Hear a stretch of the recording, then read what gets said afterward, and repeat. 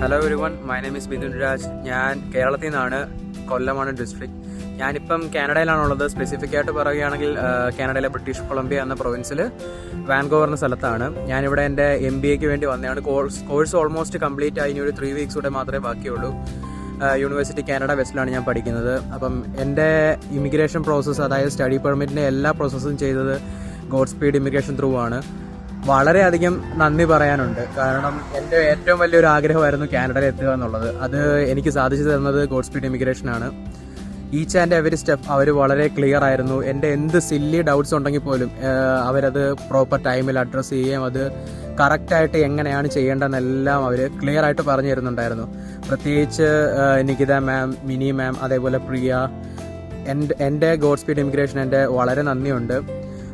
God speed എന്ന് പറഞ്ഞു കഴിഞ്ഞാൽ നിങ്ങൾ വൺസ് വിസ പ്രോസസ്സ് കംപ്ലീറ്റ് ആയി, നിങ്ങൾക്ക് വിസ അപ്രൂവൽ വന്നു, അപ്പം നിങ്ങൾ കാനഡയിലെത്തി. അതുവരെ മാത്രമല്ല, അത് കഴിഞ്ഞു അവർ ഫോളോ അപ്പ് ചെയ്തുകൊണ്ടിരിക്കും. ഇപ്പം ഞാനിവിടെ കാനഡയിൽ വന്നിട്ട് ഏകദേശം 2 വർഷമാകുന്നു.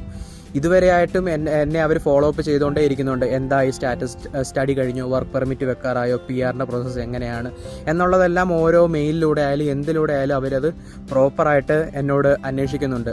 സോ എൻ്റെ ഒരു സജഷൻ എന്ന് പറഞ്ഞു കഴിഞ്ഞാൽ, നിങ്ങൾ കാനഡയിലേക്കോ അല്ലെങ്കിൽ വേറെ ഏത് രാജ്യത്തേക്കോ പോകാൻ താല്പര്യമുണ്ടെന്നുണ്ടെങ്കിൽ ഗോഡ് സ്പീഡ് ഇമിഗ്രേഷനെ അപ്രോച്ച് ചെയ്യുക എന്നുള്ളതാണ്.